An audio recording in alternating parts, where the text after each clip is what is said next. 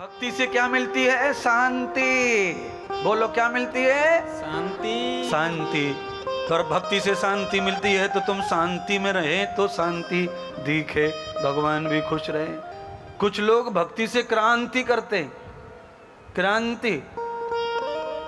फिर उनके लिए क्या करना? कपूर लाओ, जलाओ, फिर उनके मुंह में घुसेड़ो जला हुआ कपूर। देवी शांत हो जा, शांत हो जा, देवी शांत हो जा। अच्छा, देवी भी होशियार है, उसे पता है कि ज्यादा अशांत होने में फायदा नहीं है, कपूर आ गया।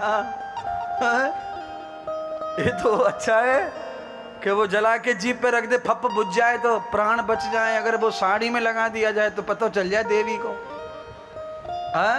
ये हा हु फू फू फाफा करते कि नहीं? ये भक्ति का मजाक है, भक्ति का अपमान है। आदमी जितनी भक्ति करे उतना शांत, सरल, मीठा हो जाता है। आदमी जितना नाटक कर रहा है उतना उत्तेजक हो जाता है। हिंसक भक्ति कभी मत करो। मेरे भगवान कृष्ण और राधा की भक्ति ऐसी है जो आदमी को मस्त कर देती है, प्रसन्न कर देती है, आनंदित कर देती है। मीठा मीठा नाच, नाचना भी ऐसा मीठा मीठा रहे राधा कृष्ण की भक्ति का, हा नहीं रहे। जितने भक्त आते मंदिरों में वो भी साइड लग जाती है एक भक्त के चक्कर में। बताओ ये है कि नहीं अपराध? ये हिंसा है। ऐसी भक्ति मत करो माताओं बहनों। आपके अंदर कोई बीमारी है उसे इलाज कराओ, डॉक्टर के पास में जाओ। साइकोलॉजिकल बीमार हो गई हो, मैं भी कर दूंगा, यहाँ दवा ले जाना, नहीं तो डॉक्टर को दिखा लेना। पर देवी देवताओं को तकलीफ में मत डालो। लोग हंसते हैं, बताओ इनकी देवी देवता कैसे इतनी तकलीफ देते भक्त को? बताओ, लुढ़क पुड़क हो रही है, माथा फोड़ रही है, जबरे खून निकले आए।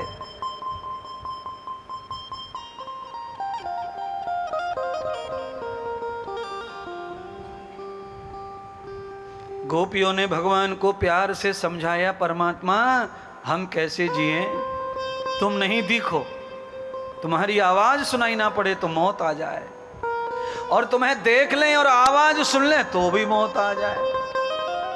देखें तो चैन नहीं और ना देखें तो भी चैन नहीं। घर वाले मिलने देते नहीं। अब गोपियां सजा भोग रही हैं। इस दुनिया में जितनी भी महिलाएं भगत हुई सबने सजा भोगी है, सबने। हर महिला ने बदनामी भोगी है, परेशानी भोगी है, तब जाके उसे भगवान भक्ति मिली है महिला को। और भारत में पूरी जनता में 70% महिलाओं में भक्ति है, 30% पुरुषों में भक्ति है। इतनी संघर्ष की भक्ति में भी ज्यादा महिला भक्ति करती हैं। सारे संघर्ष भोगती हैं, बदनामी भोगती हैं, लड़ाई भोगती हैं। इतने सारे बंधन महिलाओं को दिए जाते हैं भक्ति के लिए। पुरुष कहीं भी भक्ति कर ले, महिला को कहीं भी भक्ति का अवसर नहीं मिलता।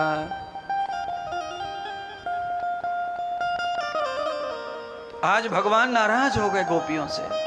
अरे मैंने तुम्हारे लिए निरंतर 3 दिन बांसुरी बजाई, बिना खाए, बिना पिए, बिना सोए, और तुम ऐसी मतलबी स्वार्थी निकली कि मुझे थका के चली गई। और मैंने कहा आना कल, सुनने नहीं आई। अब मैं कभी तुम्हारे लिए राग नहीं गाऊंगा, कभी बांसुरी नहीं बजाऊंगा। अब मैं तुम्हें कभी सुख नहीं दूंगा अपनी बांसुरी का। भगवान अगर ये कह दे किसी से कि मैं तुम्हें सुख नहीं दूंगा तो समझ लो दुनिया में अब कोई उसके लिए सुख दे सकता नहीं है। राम रूठ गए तो जग कुछ भी कर नहीं सकता। राम कृपा जब सबके ऊपर हो जाए तो सबकी कृपा हमारे ऊपर होने लग जाती है। राम जब पकड़ ले तो कोई छिनाने से कोई फर्क नहीं पड़ता। परमात्मा ने हाथ पकड़ा है तो दुनिया जमाना दुश्मन हो जाए तुम्हारा। संघर्ष है, पर तुम ही फतेह, तुम ही जीत, तुम ही आनंद पाओगे। सदगुरु सुखदेव कहते हैं, राजन आज सब गोपियां थक गई, रोने लगी, कान्हा को मना रही हैं, कान्हा रूठो मत, हम परेशान हैं। अरे हम स्त्री हैं, हमारे ऊपर बंधन है आने जाने पर। ससुर ने, सास ने, देवर ने, पति ने, सबने बंधन डाल रखे हैं।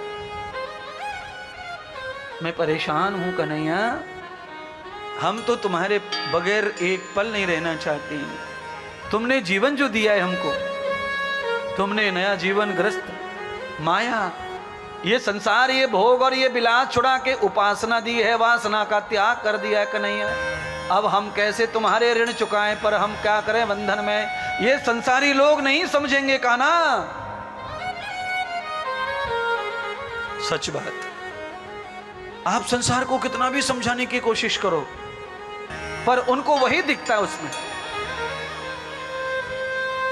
आपके रिश्तों को गलत मानेंगे, आपकी सोच को गलत मानेंगे, आपकी भक्ति को गलत मानेंगे। हमारे यहाँ कुछ लोग आती हैं, महिलाएं, कुछ कन्याएं आती हैं, तो उनको समझाने वाले क्या है, वहीं बैठे रहते हैं अगल बगल में, हमारे ही चेला। वो बोलते हैं हाँ कोई जरूरी है वृंदावन आके भक्ति हो बेटी, शादी ब्याह करके भक्ति कर सकते हैं, हमने की। मैंने कहा हाँ तूने तो बहुत कर ली, तभी तो पिट के बैठी बहू से। ऐसा ज्ञान देते हैं। कोई स्त्री, कोई कन्या वैराग्य में जाना चाहे तो उसे अड़ोसी पड़ोसी जाने नहीं देते, खींचते, टांग खींचते उसकी।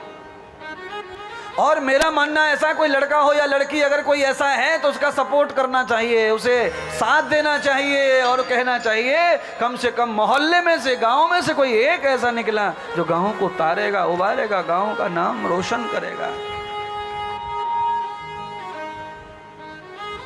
एक आदमी के महान बनने से पूरे गांव का सम्मान बढ़ता है, पूरे गांव का सम्मान बढ़ता है,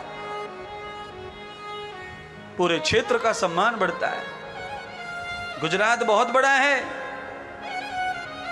पर गुजरात का सम्मान है पूरे विश्व में मोदी की वजह से। एक आदमी कहां से कहां पहुंचा देता है सम्मान को। साधु संत भी ऐसा ही करते हैं, उनकी वजह से तो राष्ट्र का राष्ट्र, देश का देश सम्मानित हो जाता है। विवेकानंद की वजह से भारत को कितना गौरव मिला, कितना सम्मान मिला, प्रतिष्ठा मिली। स्वामी दयानंद की वजह से कितना गौरव मिला, सम्मान मिला, प्रतिष्ठा मिली। गौतम कणाद के रिसर्च को अमेरिका, लंदन के नासा के वैज्ञानिक आज भी कर रहे हैं, कितना सम्मान मिला। अब आप सोचो क्या करोगे। बच्चों से कितनी नौकरी करवा लो, एक आध बच्चा ऐसा निकालो, चाहे भगवान ने उस बच्चे को चुन के ही रखा है उस काम के लिए, पर तुम समझ नहीं पा रहे कि वो अभी तक कैसे चुना हुआ है। सारी दुनिया उसके साथ की संसार कर बैठी, पर उसका नहीं। अरे वो चुन के आया है गोविंद के यहाँ से, वो नहीं करेगा। और वो एक नए रास्ते के लिए आया है, पर उसे रास्ता नहीं मिल रहा है, इसलिए भटक रहा है। भटकते को राह कौन दिखाता है? ये भागवत, ये सत्संग, ये महात्मा दिखाते हैं। रास्ता मिल जाता है, उनका जीवन संवर जाता है। आइए राष्ट्र के लिए कुछ सन्यासी बनिए। राष्ट्र की धरोहर सन्यास है, हिंदुस्तान की पहचान सन्यास है। कुछ सन्यास बनो। गोपियां न्यास में चली गईं, सारी गोपियां सन्यास ले लिया घर में, मन से, चित्त से, बुद्धि से। अब घर में रहती हैं, पतियों के साथ रहती हैं, पर किसी काम की नहीं है पति के काम की नहीं रही गोपी। अब घर में रह के भी क्या मतलब, जो पति का काम ही नहीं कर पा रही हैं, बच्चों को देख नहीं पा रही हैं। बच्चे छोटे नहीं थे, गोपियों के बच्चे बड़े थे, और गोपियां 60-70 साल उम्र वाली थीं।